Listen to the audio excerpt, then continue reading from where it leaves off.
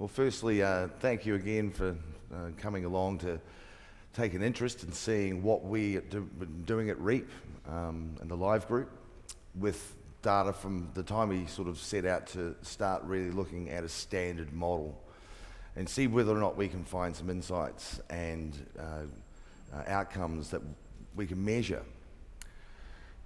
The standard model, we've done this for 5 years now. We have a control group. Nothing I'm going to show you today is my idea. None of the data I'm going to show you has a significant amount to do with external contributors other than knowing it's the same group of 20 office owners that we've been tracking for 5 years. We've done it monthly.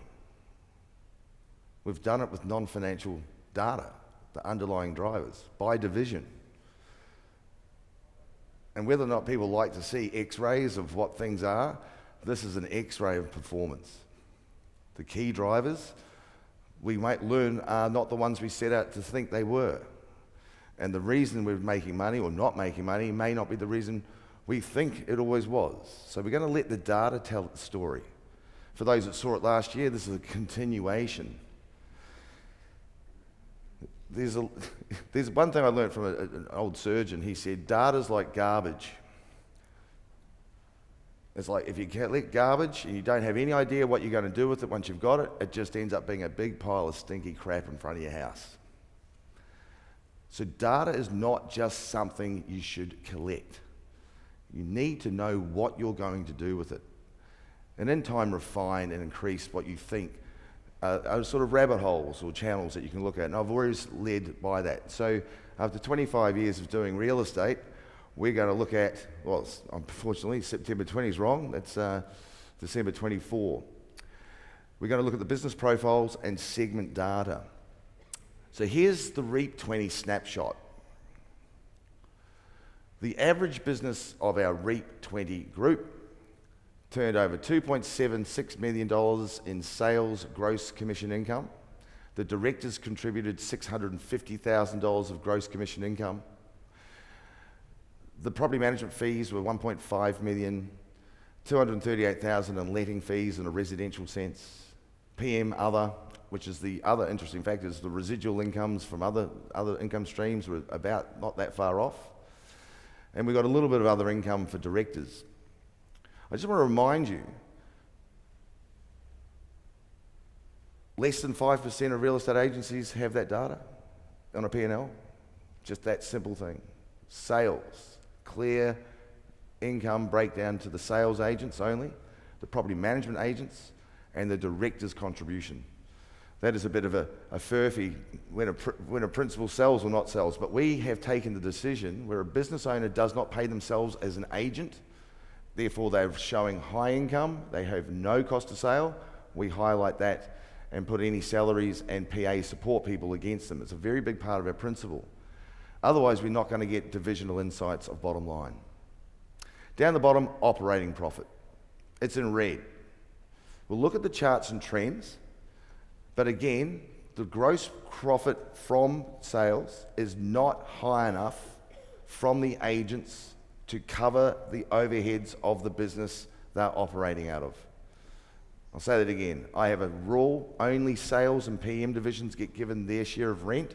It's a decision so that the business owners aren't forced to cover costs. And we're in another situation where the profit generated from gross profit from agents did not cover the fixed overheads the sales division were allocated from the group of 20 offices we're looking at. Property management came in at 18.4, and the directors division solid contribution of 46.7% of the 100%. Overall, an 11.4% return based on those metrics. But what you'll notice here is that's the snapshot. There's no context. So where did we come from? Sorry, I'll just show that slightly differently. Here's the actual red is the one we want for profit. The total business, 11.4. That's the red. The directors, 46.7. PM, 18.4. And sales, a loss. This is visually what's going on. Now, the weighted average of those first bottom three columns matters. And I'm not here to give you a scientific dissertation on, regression. The idea here is look where the profit's coming from, and it's not sales at the moment. Yet, the sales division's covering a lot of the overheads, allowing the directors to have that strong contribution, so it's not all broken. But we are highlighting, without principal contribution, businesses aren't making a profit as they may hope. The costs that underline them are the buckets: cost of agents, cost of property managers, franchise fees or office levies, staff levies, which is payroll tax, workers' comp, unrecovered advertising and personal marketing and marketing in the office, advertising consumables, staff consumables, premises, office equipment, and administration. Everything above premises is a cost of sale.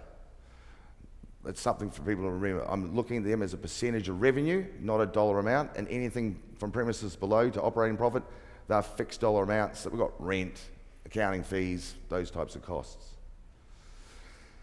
Okay, so we go to the next thing. Here is the universal data set. You're not expected to look at this, but we have the FY24 year sales, PM, directors, total broken down. You've just seen the results.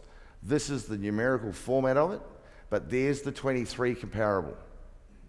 So we're at a 5% loss the year before, we're at 2.1%. Profitability has increased in the sales division. PM's gone from 16.2% to 18.4%.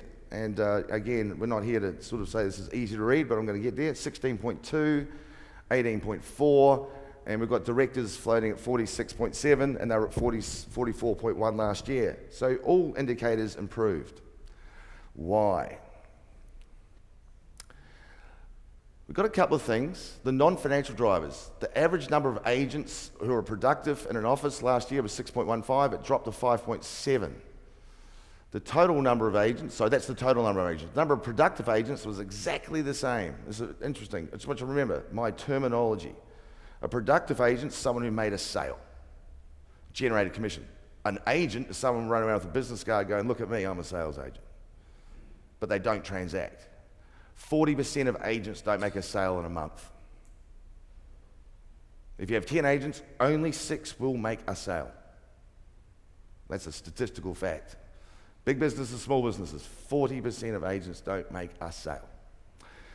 So there's that 2 parts out of 6, there you are. The directors, on average, 3.85 are selling in total. Now it's 1.1. We had a couple exit. And then the productive directors, 1.1. They've actually dropped down a little bit. So there's been a little bit less director selling. The number of deals done in the year, 143. There were more deals done, 154. So there's a bit more revenue from sales. And then we get down to what that means in average production per person. But here's our productivity numbers. Average sales per total agents, 19.86. It increased this year to 22.72 because our way of formulating it is less agents wrote more deals a little. Therefore, the average went from 19 to 22. Okay. Next.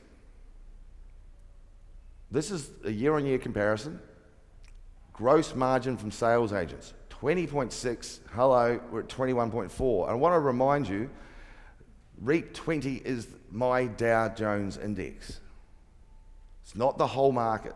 It's 20 offices, a control group. It's not meant to be the best or the worst. It's simply a control group where we're running a narrative on how is their performance trending.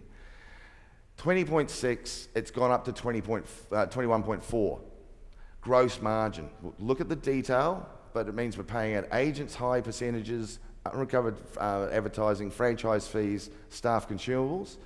That means the costs for most businesses are running at 78.6%. That's the average outflow to an agent working in a business owner's office. Margin still under pressure. Historically, that was 35. In 2002, I'd banked that at 35% every week, every day. 2012, I know I did. It's what I do for a living. But after 2021, it's just gone to the floor. It's a race to the bottom. It's unbelievable. It's absolutely crazy what's going on. Sales overhead divisions, 683, they've come down. Fixed overheads, lowering costs. Break even, 3 million, now it's 3.3, it's now 3 million. So $300,000 earlier to break even. just with those two changes. Look at it. Gross margin increased by $1 million, and then the overheads dropped. That saved $300,000 in turnover to get to a break-even point from sales agents. So they're working on it. But then we go to the commission per deal. Well, the commission per deal went down. So that actually meant that you need to do more deals to break even. It went from 148 to 138. That means we're breaking even after 138 deals a year. Great. In 2020, that was 104 deals. This control group. This is the power of data. All these decisions people made. I need to write 148 deals to break even now. Why? Because of all the decisions you've made along the way. Oh, it's just one more deal. Well, there's 48 more deals there. You've done 48 decisions, which is just one more sale. Now, don't forget, you don't bank the $22,000. You're banking $4,000, 21.6%. You're making decisions. Go, that's a one sale. It's $22,000. No, it's not for you. That's 6 sales to get your money back. This is what power the data is showing us. It's a fact. Property management. I love this division because it's completely against the culture of real estate. I'll go through it. Property management's all about business acumen. Nothing to do with finesse, suave, and swagger. This is a business division. I'm speaking to the leaders in the industry. I know what I'm talking about. Income went up. Nothing to do with growth. completely unrelated to your business acumen. Rents went up. Well done. I'm not here to kill the dream, but I'm going to tell you, don't burst the dream because you don't look at this data. Don't take credit for what should be gained for you. You should get that lift. Did you grow beyond that? No. Cost of property management salaries, 49.8 down to 47.4. They got up to 52%. I'll show you that shortly. But guess what? They dropped because rents went up. I'll prove it to you. Fees per management, 176.48 up to 176.68. And here's the thing I asked you to work on. Productivity per total property management staff, 109. We had a big heart-to-heart last year about these numbers, and we achieved 109.7.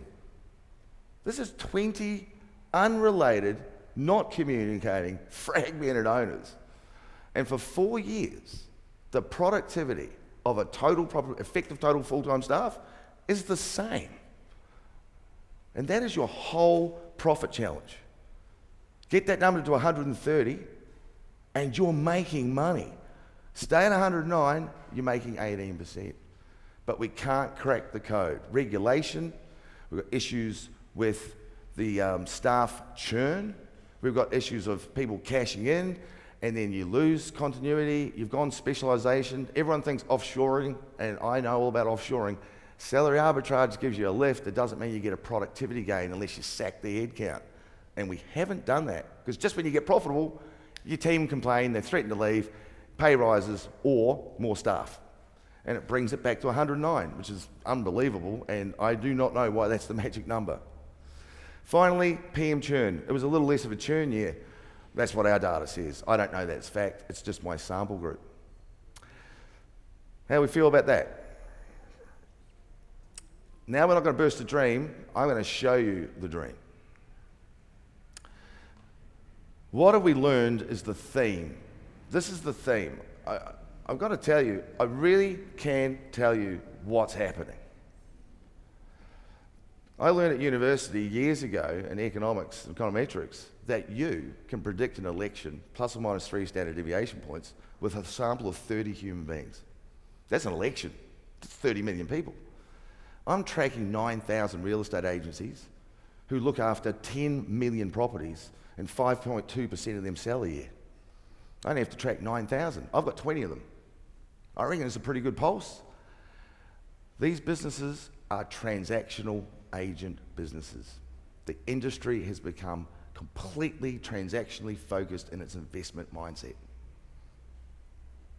That means I just need to spend money that gets me a listing. I'm focused on paying people more money to keep them. I don't want to lose market share. The boom of sales in 2021 was completely wasted. I'll show you how. The market size assessment by owners is incorrect. It's like wishful thinking. It's like, if you knew this, why would you do that? I'll go back to the mindset of an agent mindset versus, or transactional versus a business mindset, which is what I'm highlighting we need more of, is business mindset. Growth mindset, it denies reality. While it's okay for an individual mindset when applied to medium to large market share operation, this is not appropriate. What's that mean? Hey, I'm going to sell more houses this year, okay? If you've got 40 agents and you're the number one agent in your market, you cannot grow when it drops because you need to take someone out. When last year was 100 deals, this year is 80. Who didn't do 20 sales? And you go to your agents, let's 10x it. What? You can't do it. It's a finite, known market. And yet we've got every second man and his dog going 10x it. And it's a completely, it's crazy. And we blew up the biggest boom since 2003. And it's all gone. Every single dollar of the boom is now waiting to be paid to the tax department right now. Queue up. It's like we haven't got the cash. It's a crazy situation. It's because of the mindset, and we'll look at it. Here we go. Josh is going to show you CoreLogic's data. This is the same shape. We had a boom there in March 22. That's the highest year-on-year rolling 12-month total of deals done by the REIT 20 group. It bottoms out in December 23, and it starts coming back up at 2024 December. So we're not at the bottom of the cycle, the volume. Just remember, volume is what we sell. Okay, we don't sell average price of properties going up. That's nice. The properties are worth a lot, but there's only one sale made a year. You'll be upset. All right, you want to know there's 1,000 sales made per, 5,000 homes. Whatever that number might be. So that represented just under 4,000, 630,000 settlements.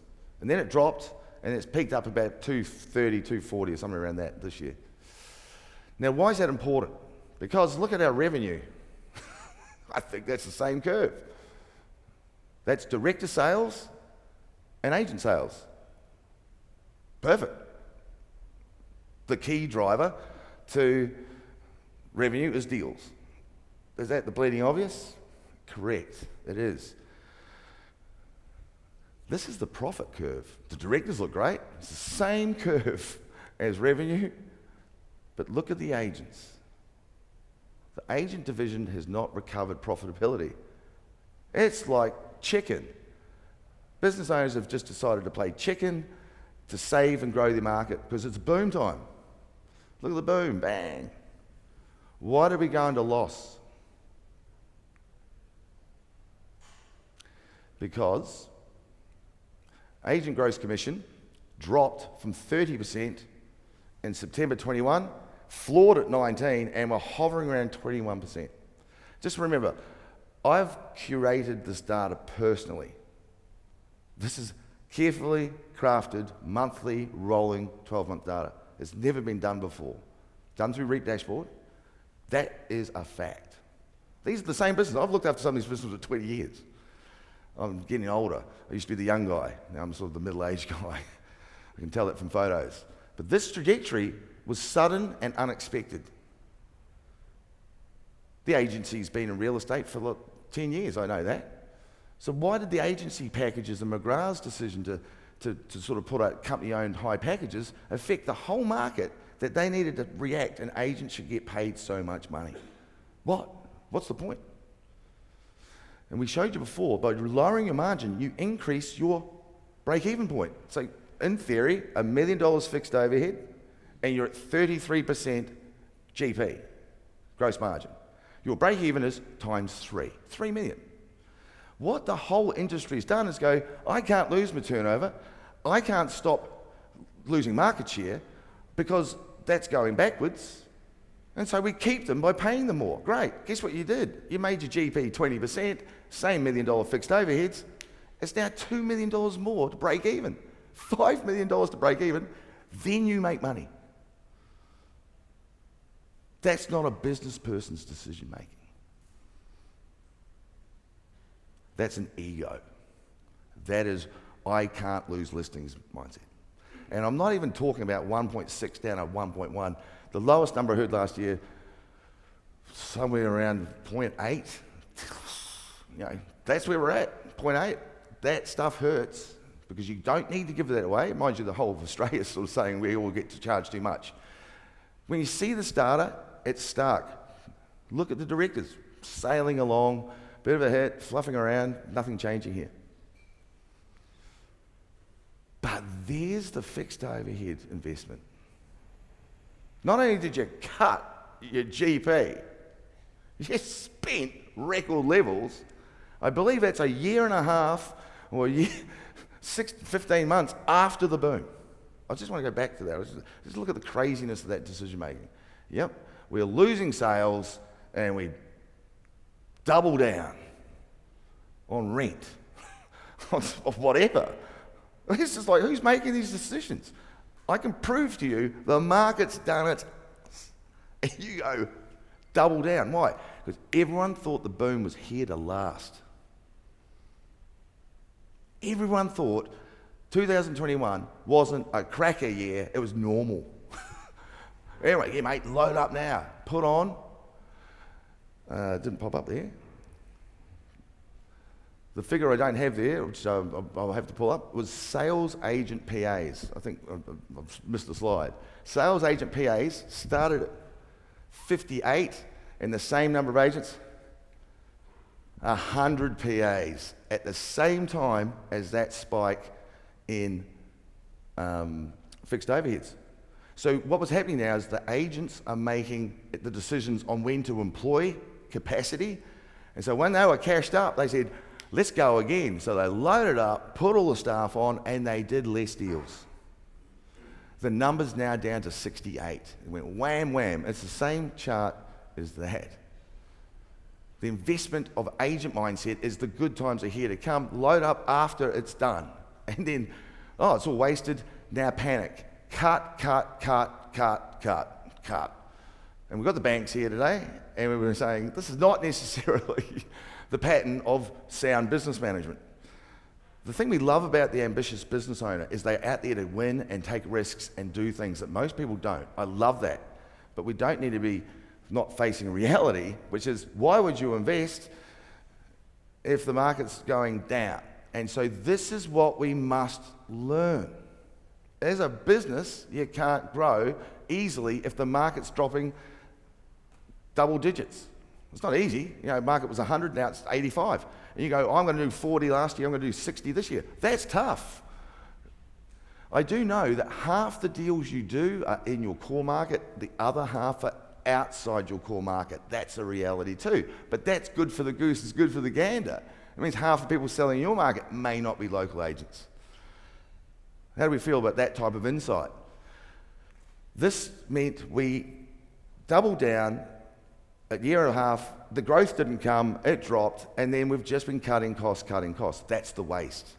Property management, revenue, look at it, just climbing. Our numbers didn't grow.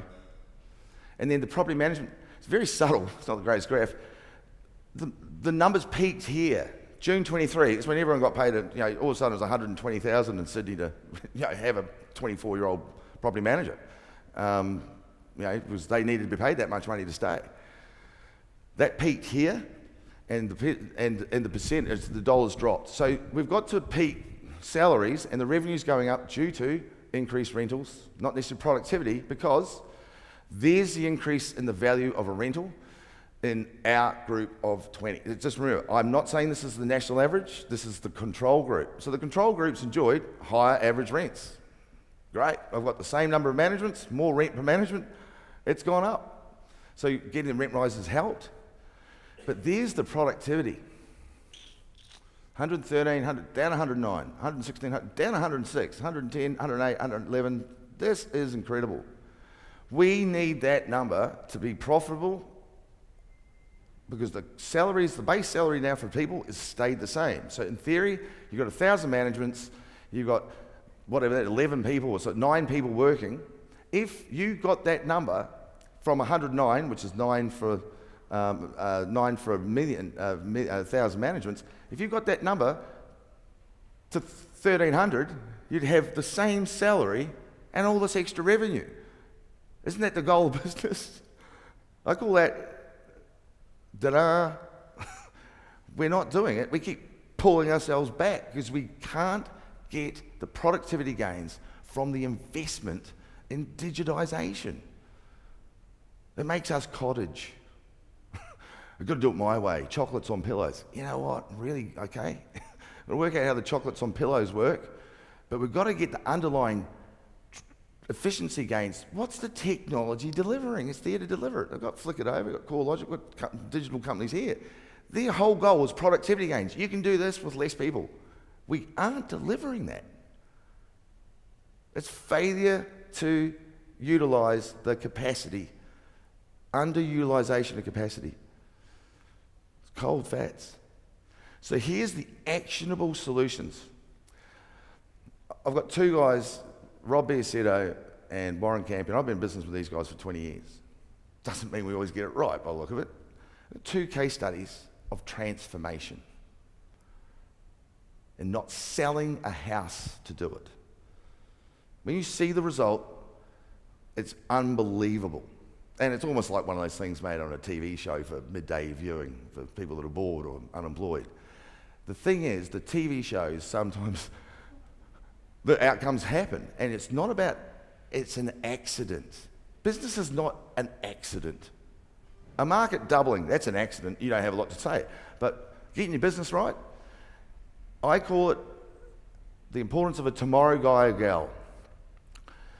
The tomorrow guy is the whole point of difference between a transactional business, too busy listing, selling, dealing with issues of property sales, versus the tomorrow guy that's working on the business that's not in your business. It's so easy to be busy.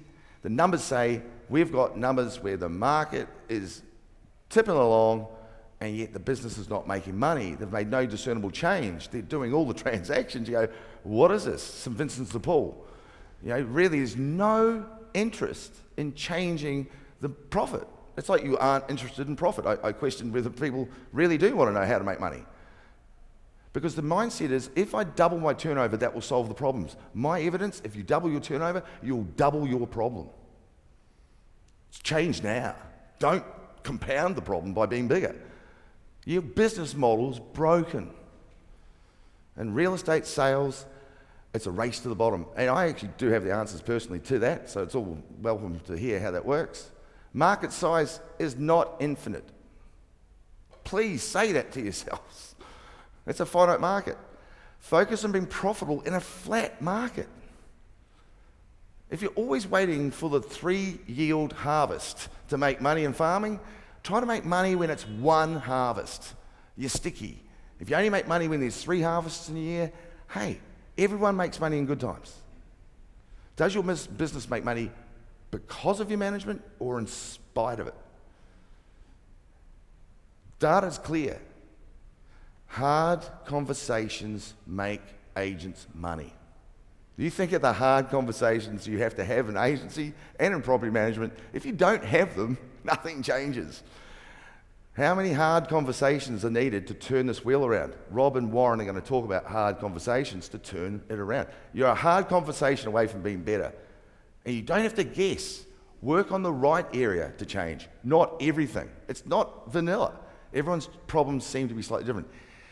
Executing and communication of changes are not the same thing. We're going to do this. Great. Add that to the list of things the boss has said they're doing, right? Execution's critical. Productivity's flat. This needs to be solved. Does anyone really care about productivity gains? Anyone come into business to be a logistics guy, right? Or woman. You know, I really like making sure process is efficient. Yeah, well, Charmaine's here. Not many who do, yet that's the stuff which makes the difference in making profit. How much bang can you get out of your buck? And that's what we're looking for. And this is what I'm going to talk about quickly. Style of business types and mindset affect profit profiles and segments. I've finished with REAP 20. That's the result. It's tipping along, but margin's gone, overheads, but we're trying to rewrite the ship, okay? So it's moving. Nothing more to say. The case studies are the ones I want to hear. I find people don't make decisions until there's pain. You need to be in pain to make a decision. I do that personally. So I'm not going to say I'm like Mother Teresa here. The thing is, human beings make decisions when they don't really have a choice. But if you've got choice, even though you know the same stuff, you're not as compelled to make the choice. I think if you look at these next segment heads I've got, I know Michael Sheargold's seen this, and it's my point of difference. There's not just profit and state geographies and segments. There's types of operation. It's mindset. I have 6. The challenger, that person comes out and says, I'm going to take out the number 1 office in my market in 6 months. That business has been there for 30 years, but they come out going, I'm going to be the number 1 agent. I'm going to have the most auctions, most visibility. We're going to do the best photographs. I come at them 100 miles an hour. Guess what? I see that profit profile. So which one are you? Are you the treading water? I don't want to affect my lifestyle. I want to be able to pay the school fees. I don't want to take any risks. I love what you said, Chris. It'd be great for young. I wish I got told that when I was young. Pats me on the head. Yeah. That business is low growth, 2 people leaving from never recovering. Treading water. Transactional. They're just a sales business. They're just selling. It's a co-op. No leader. It's like a bunch of agents having a crack. A rent roll sort of comes off the back of it. It's the second thought, but they definitely say, I know it's worth a lot of money, but they've got no skills to run a rent roll. It just becomes a headache to them and a complaint line. There's no business decision. So I see that structure as well. Market leader 1, general pattern. The person in the tank, leading from the front, everyone loves him. He's got the silver pistol with the ivory handle. He's out and going, this guy's a lunatic. He's in the tank, driving around. Massive market share, local market. No one 5 kilometres away knows who they are. But they think they're huge because they're the number 1. Market leader number 2 is General Eisenhower. He's running the entire army. He's going to do 150,000 people logistics exercise crossing the front. Well, only 150,000 people get off the boats. There's another 500,000 people supporting them. And they've got to eat, get socks, bullets, fuel. That guy wins every time. That's the person who's the scarcest business resource in Australia. And if I found that guy, I'm copy-pasting that guy every day of the week. He wins every time. They don't not turn up to work. They don't just get distracted. They're a lifer. You've got to get a little cynical. That's the guy who and lady who dominate real estate. And they're the people that should be running businesses because they'll keep the margin closer to 30 than just competing all the way down just to keep turnover coming in. I don't want to get serious on this, but that's the bulletproof business. I know them. The best person at this that I coached and ran was Shane Smolin. That's 100% of a fact. I took him from 8 million to 57 million in turnover, and everyone talks about how much he got paid out when he sold McGrath. You've all got an opinion on that. That guy set out to achieve what he did. Didn't sell a house, but was impressive and had leadership to the agents. Whether he did things which might be seen under table because he was recruiting people out of other people's businesses, get competitive. There's no place for protectionism. In my mind, Donald Trump's just done who's done. So maybe the world's changed. The final one's Iron the Exit. They've given up. They're just waiting for the right person to go. They heard that. What was the one from years ago that Little bought? I forget. Run. They heard Run's coming. Now I'm waiting for the guy to come and sweep them up. They're out as soon as someone offers them the right money. That means your business is just not dynamic. Finally, are you running your business with fear, confidence, anxiety? Because those factors come into your decision making. You see that. Are you fearful? Have you reacted? It's not planned. Those things are what REAP's highlighting. So here's some segment data. To get market share, you've got to be to the right. Down the bottom, you're just getting going. But we need to make sure the business model makes money in a flat market. This is the last 12 months, I've started to group everyone in REAP. I've got segments: Australia, New South Wales, Victoria. Now, I've only got 150 odd offices in this, and I'm not going to go through the data. Last year, don't have it here. Last year we gave you a book, everyone attended. It's no longer been given away. It's the best data. If you don't think it's the best, then I'd love you to have a chat with me about what you do and don't do. But this is monthly rolling data curated by us in our REAP dashboard product. That's Australia. REAP 20 is the dots. So the whole of Australia is slightly worse for directors. They seem to pay themselves more. But yet again, look at that. Sales agents, that's the same. So I've got 150 offices and I've got 20 in the other one, right? So just take a view. There's direct productivity, deal numbers, just go through them all. I could do this for independents, franchisors, property management. These are property management charts. This data is now available to every single one of you and your stakeholders. You don't need to guess. I'm going to show you the case studies that prove managing a business is what this is about.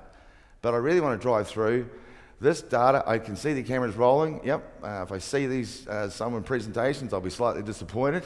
But the goal here is this is not publicly made available information, but it's aggregated, delineated, large sales agencies, over 10, under 10, over 650 managements, under 650 managements. Why?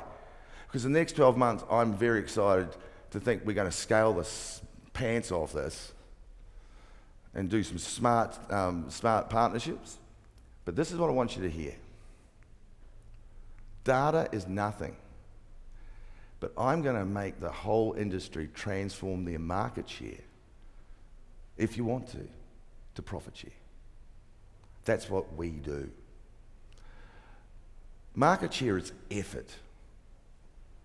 Profit share is cash, return. Do you want to turn your effort into money?